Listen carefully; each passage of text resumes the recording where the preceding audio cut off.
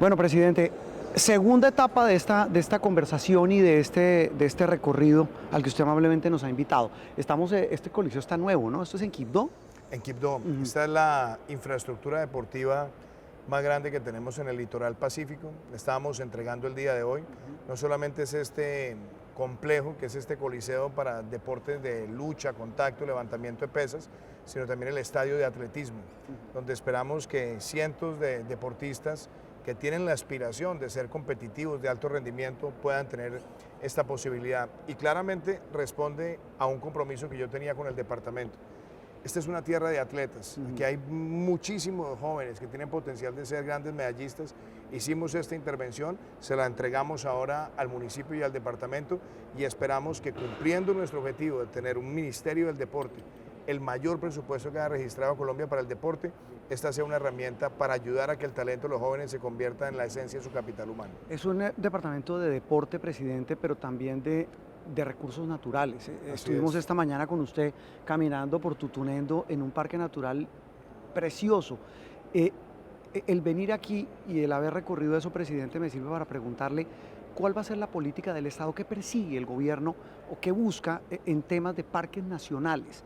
Un tema que fue álgido terminando el año por el cambio de esta señora Julia Miranda por un señor que, pues, quienes criticaron el cambio dijeron, mire, no tiene mucha experiencia, si acaso en canchas sintéticas, no en parques, pero más allá de esa discusión, ¿qué tiene el gobierno Mire, pensado? a ver, varias cosas, Juan Roberto. Usted me decía la presencia hoy. Cuando nosotros estuvimos en Tutunendo esta mañana, ¿con qué nos encontramos? Hoy estamos inaugurando un sendero en uno de los parques más lindos que tiene la ciudad de Quibdó, que es además una herencia natural. Estamos hablando de un lugar con una biosfera fantástica, estábamos viendo toda suerte de especies. Inaugurábamos un sendero porque es el principal atractivo turístico que tiene la ciudad de Quibdó para sus propios habitantes. Continuamente van además a esta bella quebrada que se conoce como Sal de Frutas, que entra por un bosque, se ven las especies, los mismos integrantes del Consejo Comunitario van explicando el origen de cada una de esas especies y es una forma de hacer sostenibilidad. En nuestra agenda ambiental hay muchos temas. Uno, nosotros estamos liderando la transición energética en América Latina hoy. Cuando empezó nuestro gobierno teníamos menos de 50 megas de capacidad instalada de renovables, eólica y solar. Hoy ya hemos multiplicado eso por 7. Este año esperamos cerrar con más de 1.500 megas instaladas, 1.000 más el año entrante, y nos pone a nosotros con un crecimiento de más de 20 o 25 veces lo que teníamos cuando empezó nuestra administración. Estamos liderando una campaña grande por la movilidad eléctrica, sacamos la ley adelante. Hoy tiene Colombia, con sus ciudades, la flota de transporte público eléctrico más grande de América Latina. Estamos en la campaña de sembrar 180 millones de árboles. Cerramos el año 2020 con 42 millones de árboles sembrados. Esperamos este año subir esa meta casi a 150 millones con las corporaciones autónomas regionales, con el sector privado. Pacto de Leticia, protección de páramos. Y usted me pregunta, Sí. parques naturales. Colombia debe tener hoy aproximadamente, Juan Roberto, 59 parques naturales, parques nacionales naturales. De esos parques hay 36 que tienen potencial para ecoturismo. ¿Eso qué quiere decir? Que pueden ser conocidos, visitados, disfrutados, obviamente con todas las pautas de conservación. Y nosotros queremos que esos parques puedan ser conocidos y protegidos por la ciudadanía. La gente no protege lo que no conoce y hay una gran vocación. De hecho, los más de 1 millón de visitantes que tenemos al año en los parques se concentran en 2 parques. Una parte sustancial, mayoritaria, en el Parque de Islas del Rosario, que queda cerca de la ciudad de Cartagena, y tenemos también el Parque Tayrona. Pero el resto de nuestros parques deberían tener la capacidad de ser conocidos y protegidos por todos. Y usted me preguntaba por el cambio. Mire, yo aprovecho para decir esto. Yo a la doctora Julia Miranda le he tenido siempre gran reconocimiento. Ella llevaba una trayectoria larga al frente de parques nacionales y nosotros consideramos que era importante también renovar esa capacidad de ejecución sin ir en detrimento de ninguna de sus ejecutorias.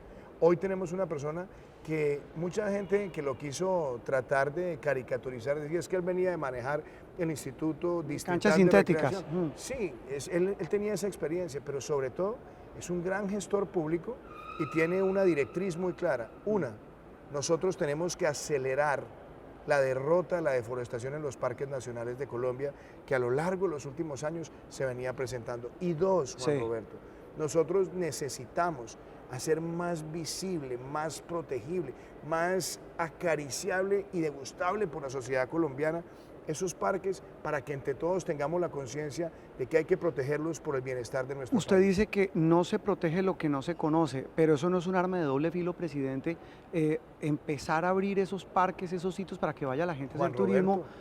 Qué peligro, Roberto, ¿no? ¿O cómo lo ven ustedes? Muchos parques nacionales del país han estado abiertos por años. Como le Pero- digo, son 59 Claro, pero parques. otros no, muchos no. Es cierto. Hoy Y la no- gente, la gran mayoría va al Tayrona, creo que hablábamos del tema, y a Islas del y Rosario. a Islas del Rosario. Pero le digo, Picachos, Mm. Tinigua, el caso de Cañocristales, el mismo caso que es interesante de Chingaza, Sí. con todas las pautas de conservación, Eso le iba a esos preguntar. parques nacionales deberían tener la posibilidad de ser visitados, claro, con un criterio de protección. Por ejemplo, Colombia tiene, óigame esta cifra, el 52% de los páramos del mundo, Ajá. 52%. Y la gran mayoría de colombianos no conoce los páramos. El conocer los páramos, conocer las especies endémicas que tenemos, como el frailejón, y vincular a la sociedad a protegerlos, que la sociedad entienda por qué los páramos son vitales como fuentes de agua, por qué entre todos debemos contribuir a su protección, inclusive en nuestros propios hábitos de consumo en las ciudades es fundamental.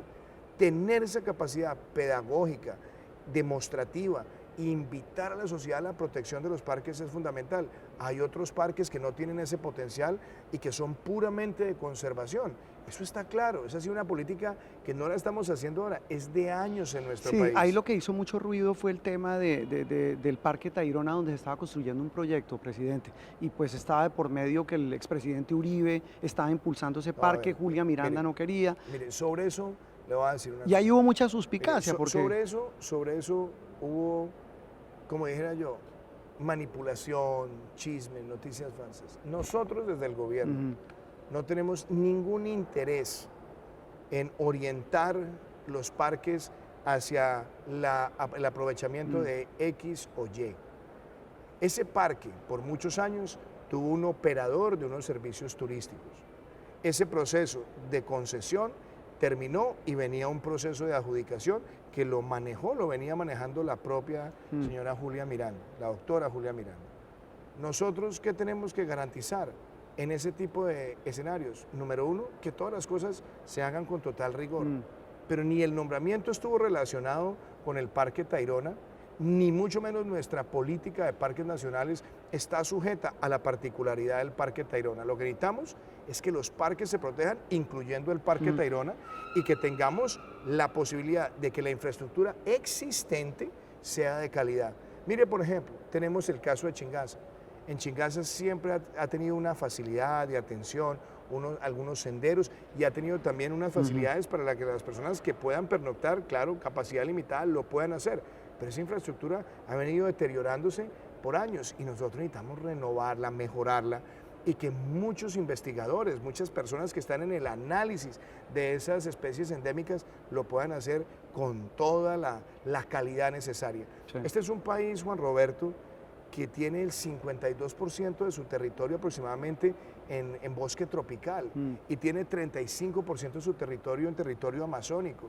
Por lo tanto, proteger y garantizar que haya sostenibilidad y que haya rigor en la protección de esa biodiversidad es fundamental, y los parques que pueden ser visitables y que pueden abrirse a que los ciudadanos los conozcan y los protejan es algo que debemos hacer como sociedad para que todos entendamos que esos 59 parques y esos 36 con potencial para el ecoturismo sean una garantía de que serán protegidos para siempre. Dos temas finales de esta charla, de esta etapa, presidente, a propósito del tema ambiental, narcotráfico. ¿Sí?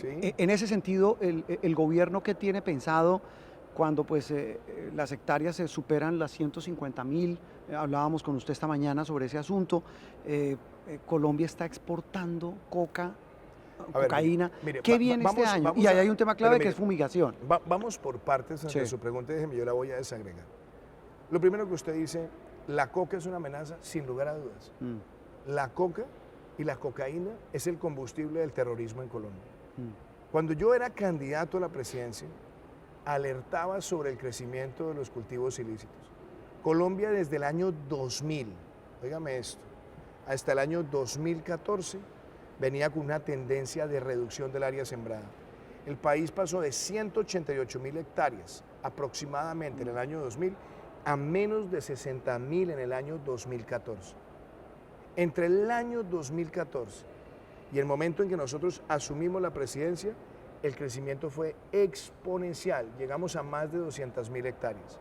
Y yo siempre dije, tenemos primero que parar el crecimiento exponencial, lo logramos.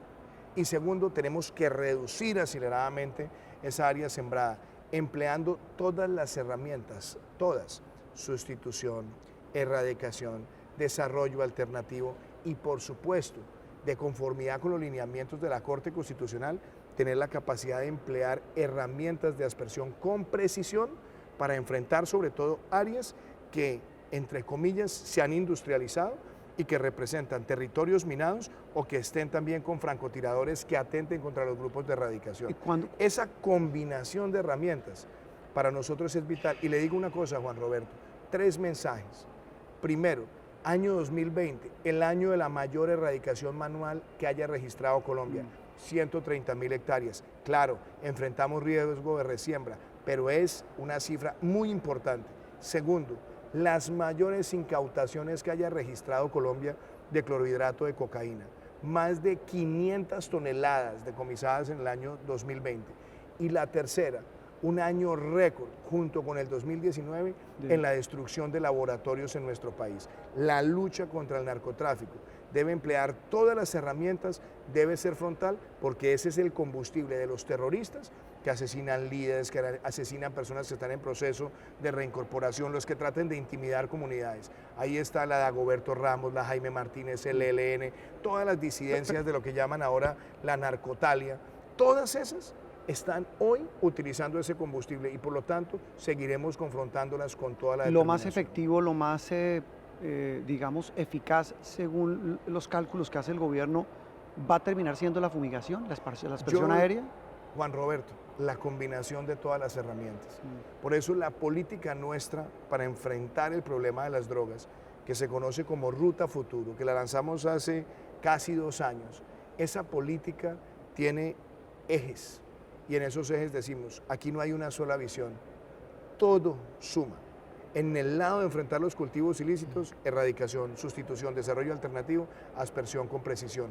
Enfrentando la cadena criminal, quitarle a ellos los insumos, quitarle a ellos también los precursores químicos, fortalecer la lucha contra el lavado de activos y entender que la drogadicción es un fenómeno en nuestro país que hay que enfrentarlo desde una perspectiva de salud pública. Ahí viene enlazado el último tema de esta etapa, presidente. Este tema del narcotráfico íntimamente ligado con uno que va a ser fundamental en los próximos días, que es el cambio de gobierno en Estados Unidos. No parece ser buena la posición de Colombia frente al nuevo gobierno. ¿Usted comparte esa posición? A mí me parece que aseverar eso no tiene ningún fundamento. Pero, y lo digo por lo siguiente. Pero permítame, lo interrumpo, presidente. El Congreso americano, apenas se posesione Biden, apenas haya el cambio de gobierno, va a empezar a investigar la injerencia en las elecciones. Mire, el Juan Centro Roberto, Democrático fue claro que interfirió con falsas noticias en la Florida, con el tema del castrochavismo, y es el partido de gobierno. Vamos a ir por partes. Sí. Primero, pongamos sobre la mesa el doble rasero. El gobierno colombiano, gobierno que yo lidero, no participa en ningún proceso electoral de ningún país. Y el funcionario de mi gobierno que trate de incidir en un proceso electoral de otro país, inmediatamente procedo con ese proceso. ¿Su embajador en Estados Unidos participó en ese tema? Déjeme terminar. Entonces, primero, en eso hay que ser claros. No hay un pronunciamiento mío sobre ningún proceso electoral, y menos el de los Estados Unidos. Pero le voy a decir una cosa. Qué curioso, que hace unos años mi antecesor en la elección que tuvo lugar en el 2016 dijo: a Colombia le sirve más Hillary que Donald Trump.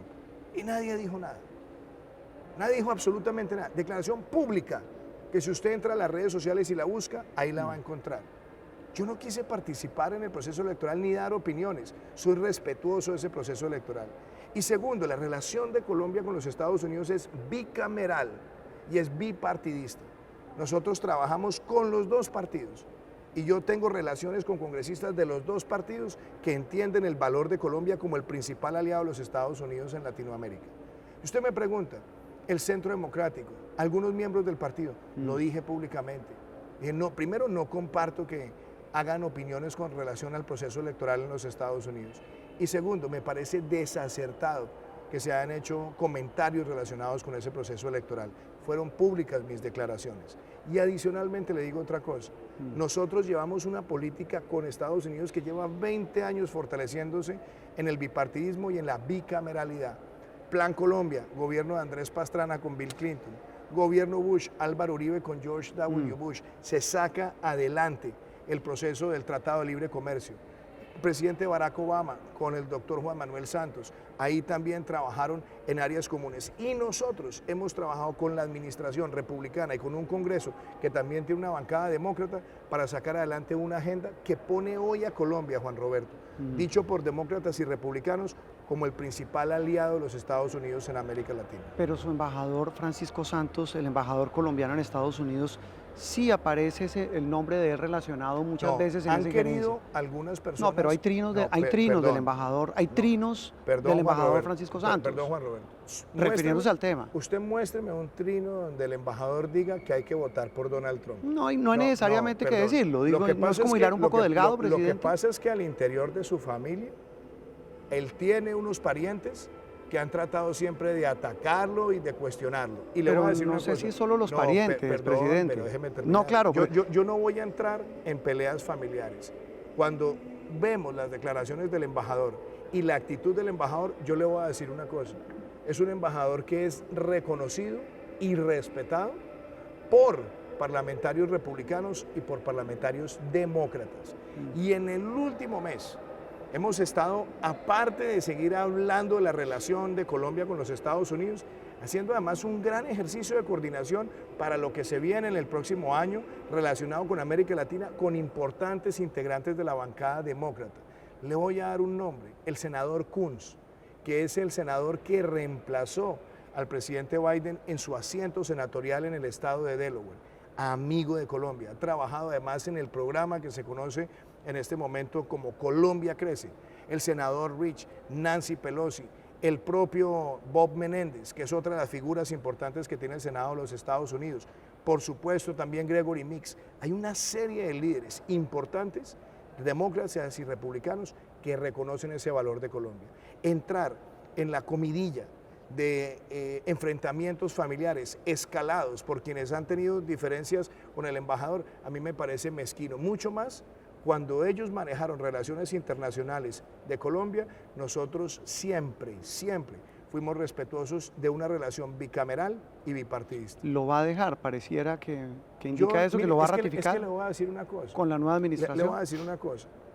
Los ataques mezquinos que yo he visto contra él, que como le digo, parece que vinieran además de una serie de conflictos internos de algunos de sus parientes. Yo no voy a dejar que eso sea lo que guíe las relaciones internacionales de Colombia. Nosotros tenemos una relación bicameral, bipartidista y la seguiremos fortaleciendo. Mi interés con los Estados Unidos es seguir trabajando en propósitos comunes, principios comunes y objetivos comunes. ¿Cuáles son? El comercio, la integración, avanzar en los temas de inversión, avanzar en los temas de cooperación científica, avanzar en los temas de inversión en los planes de desarrollo con enfoque territorial, que lo veníamos desarrollando con la Agencia de Cooperación de los Estados Unidos y con la Agencia de Financiamiento Exterior de los Estados Unidos.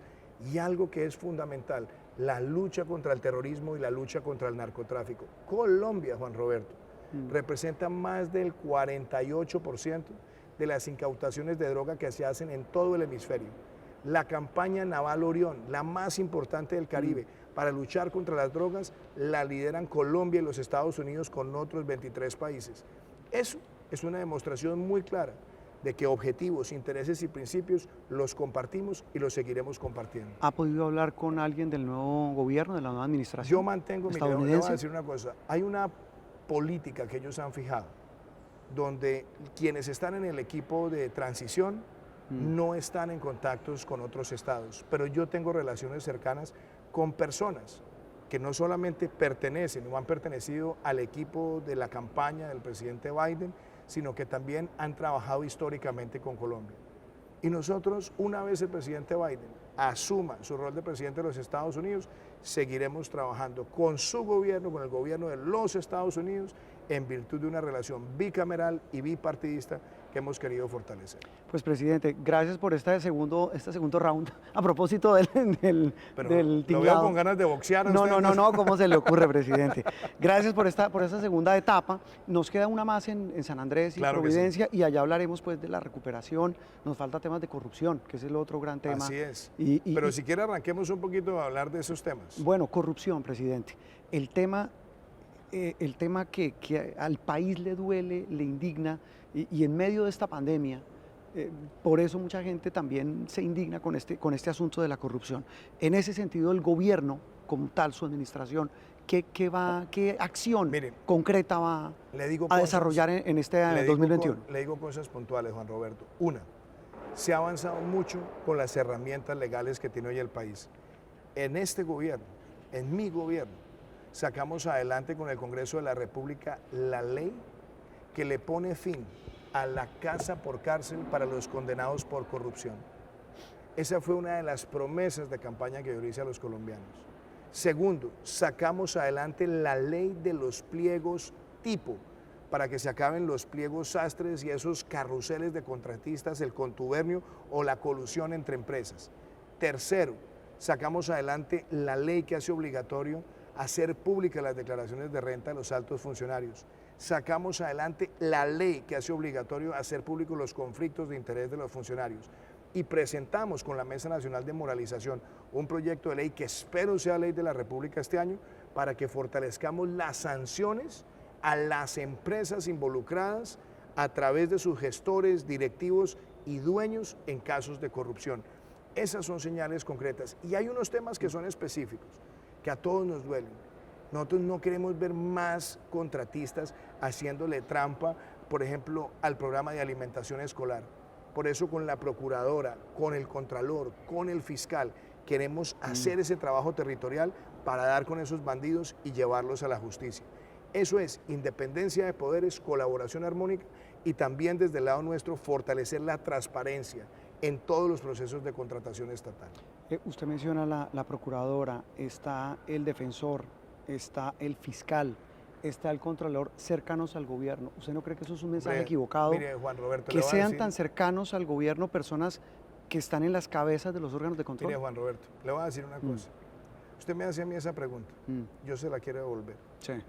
El fiscal que yo encontré cuando llegué a la presidencia venía de ser el ministro de la presidencia del gobierno anterior. El procurador con el que yo me encontré cuando llegué a la presidencia venía de ser ministro del Interior, embajador en España y director de la Agencia de Defensa Jurídica del gobierno anterior. El defensor con el que yo me encontré cuando llegué a la presidencia venía de ser el secretario general del partido del presidente anterior. Entonces, ¿a quiénes hemos ternado nosotros? Número uno, a la doctora Margarita Cabello. La ternamos y la eligió el Congreso de la República. ¿Quién es ella? Una mujer que ha estado toda la vida en la carrera judicial, que fue la primera mujer presidenta de la Corte Suprema de Justicia, que había sido procuradora delegada. Cumplimos con la Constitución y la ley, la eligió el Congreso. El defensor del pueblo venía de ser presidente de la Federación Nacional de Departamentos, no ha sido funcionario de mi gobierno, es una persona que se presentó su hoja de vida con dos personas también de excelentes calidades, la eligió la Cámara de Representantes. Y el fiscal general de la Nación fue elegido por unanimidad por la Corte Suprema de Justicia, por unanimidad, por primera vez en una elección de un fiscal, la Corte Suprema elige por unanimidad a una persona por sus condiciones profesionales, por su conocimiento y por su integridad. Ahí la pregunta, presidente, más la reflexión, porque usted me preguntó, es que pareciera que no es nuevo, que lo hacen los gobiernos, pero no porque no sea nuevo haya que seguirlo haciendo. Yo creo que y se lo pregunto, porque es que Juan Roberto, por una sencilla razón. es que pareciera que el mensaje, no sé si es equivocado, el poner amigos en los organismos de control o personas cercanas. Es que no es un tema de poner amigos. A ver, vamos por partes. Mm. ¿Cómo se elige el fiscal general de la Nación en la Constitución? Por la Corte. Lo terna el presidente. El presidente manda una terna de 3 personas. Y el presidente la envía. La Corte puede rechazarla, la Corte puede no aceptarla Le pasó o, a Uribe. la Corte elige. En la Procuraduría, el presidente terna 1 de 3. Otro lo terna el Consejo de Estado, otro lo terna la Corte Suprema de Justicia. En el caso de la Defensoría, ¿qué dice la Constitución? Lo terna el presidente. ¿Y quién elige? Elige la Cámara de Representantes. Y en el caso del Contralor, el presidente no tiene nada que ver en esa elección. Ni terna, ni elige, ni postula. Hay un proceso que fue reglado años atrás a través de la ley donde se dice que pasa por un proceso concursal, por una evaluación de criterios y elige el Congreso de la República. Entonces, esos procedimientos están definidos en la Constitución. Y aquí no se trata de presentar a amigos, porque si fuera solamente ese el criterio, seguramente nadie los elegiría. Las hojas de vida de ellos no solamente fueron presentadas, escrutadas, discutidas, sino que además en todos los procesos ganaron con apabullantes mayorías porque se reconoció su trayectoria. ¿Cómo garantizar la independencia de un órgano de control que debe vigilar a los funcionarios públicos como la Procuraduría, cuando la Procuradora el día de la posesión, cuando usted le tomó posesión, dijo la frase, vamos a acompañar a nuestro gobierno? Perdón, van a acompañar al gobierno en el tema de la vacunación. Y si usted lo mira en cuál fue mi discurso, yo se lo pedí a ella, se lo pedí al Contralor. ¿Qué es acompañamiento? No se le olvide, Juan Roberto, que existe una función, función preventiva. Pero vamos a acompañar a nuestro gobierno, la Procuradora General de la Nación, que vigila a los funcionarios del gobierno. Yo creo que, con todo respeto, esa es una frase que se puede sacar de contexto. Pónganla en el contexto del discurso. Ella que dijo, vamos a acompañar a nuestro gobierno en el proceso de vacunación.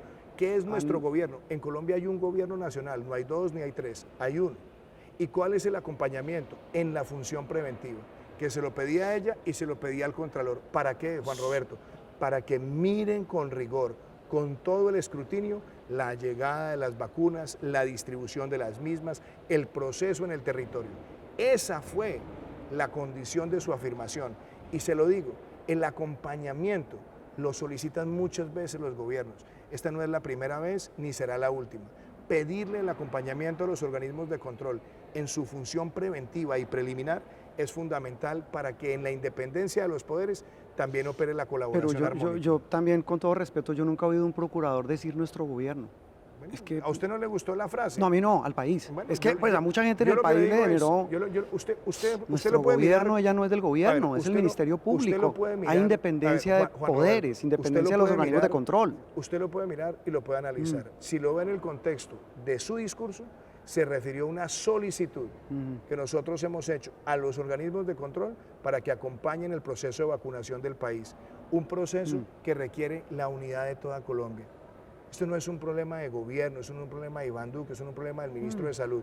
La vacunación exitosa de Colombia requiere a todas las instituciones caminando por el mismo sendero para que esto sea exitoso para Colombia. En ese mismo discurso usted arrancó con una cantidad de vainazos, perdóname la expresión, al antecesor al saliente procurador. Yo no mando vainazos, Juan Roberto. Yo nunca, mire, habló de temas de politiquería. Le voy a decir una cosa, yo no mando vainazos, usted ya me conoce. Todos mis contradictores políticos siempre viven tratando de llevarme al ataque personal, yo no lo hago con nadie. ¿Qué dije yo en ese discurso? ¿Cuáles son las condiciones importantes de Margarita Cabello? Una, no tiene aspiraciones políticas, no está buscando utilizar la Procuraduría como trampolín para aspiraciones futuras. Dos, ella no viene de la carrera política, viene de la carrera judicial. Tres, es una mujer que ha administrado justicia con objetividad. Cuatro, es una mujer que tiene una gran solvencia jurídica y que debe pronunciarse a través de sus providencias y no a través del bailoteo de los reflectores. Esos fueron mis comentarios. ¿Y esos no eran dirigidos al exprocurador Carrillo? Colombia hay muchos intérpretes de discursos, Juan Roberto. Cuando yo quiero decirle algo a alguien... O mejor se lo pregunto, pero venga, se lo digo. ¿A quién iban referidas esas reflexiones? Van reflexionadas a lo que debe ser el Ministerio Público. porque el Ministerio Público en Colombia no debe ser visto como un trampolín político. Cuando hay alguien que administra justicia, pensando en ser candidato, administra justicia según sus sesgos ideológicos. Eso no le sirve a un país que tiene un Estado de Derecho. Por eso la garantía que le trae Margarita Cabello al país es que es una mujer que ha estado toda su vida en la rama judicial. Ella no ha estado ni en cargos de elección popular, ni aspira a cargos de elección popular.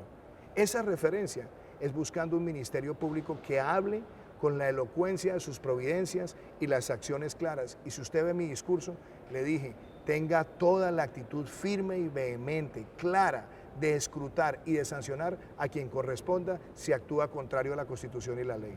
Presidente, ahora sí nos despedimos